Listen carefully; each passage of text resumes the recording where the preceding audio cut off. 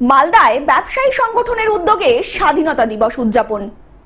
মালদার মাহিদপুর ভারত বাংলাদেশ সীমান্তের আমদানি রপ্তানির সাথে যুক্ত 4টি ব্যবসায়ী সংগঠনের উদ্যোগে যৌথভাবে ভারতে ৭৯তম স্বাধীনতা দিবস উদযাপন করা হলো।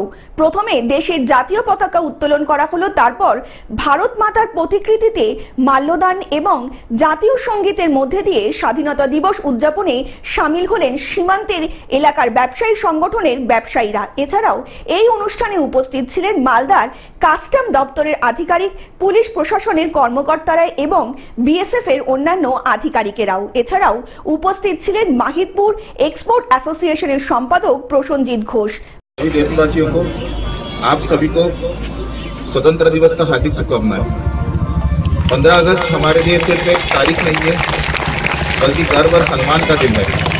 यह दिन हमें याद दिलाता है कि आज़ादी हमें आसानी से नहीं मिली है। लाखों लोग अपने प्राण और पसीना और मेहनत देश के लिए समर्पित किए हैं।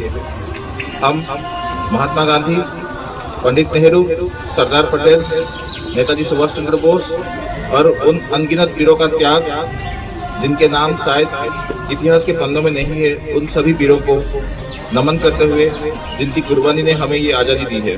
মালদার মাহিদপুর স্থলবন্দরে দুদেশের জিরো পয়েন্টে দাঁড়িয়ে ওপার বাংলার বিজেপি এবং ব্যবসায়ীদের সংবর্ধনা জানালেন এপার বাংলার ব্যবসায়ীরা। জানা গিয়েছে মাহিদপুর এক্সপোর্ট অ্যাসোসিয়েশনের কর্মকর্তারা জিরো পয়েন্টে উপস্থিত হয়ে এই সংবর্ধনা জানিয়েছেন। আজকে আমাদের 15 আগস্ট উপলক্ষে আমাদের প্রতি বছরের ন্যায় আমাদের মাহিদপুর স্থলবন্দরে আমরা সমস্ত ইউনিয়ন এখানে একটা প্রোগ্রাম করি, যে প্রোগ্রামটা আমাদের প্রায় 4 থেকে 5 বছর ধরে এই বর্ডারে খুব সাড়া দিয়েছে।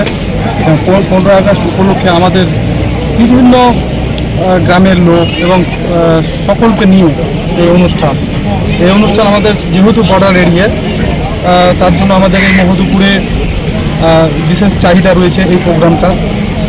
স্বাধীনতা উপলক্ষে আমাদের বাংলাদেশে কিছু আমরা মিষ্টি পাঠাই এবং আমাদের বিএসএফ কাস্টমস ওনাদেরও আমাদের মিষ্টি দিয়ে আমরা এই স্বাধীনতা উদযাপন করি। মালদা থেকে অভিষেক দাসের রিপোর্ট, গ্লোব নিউজ।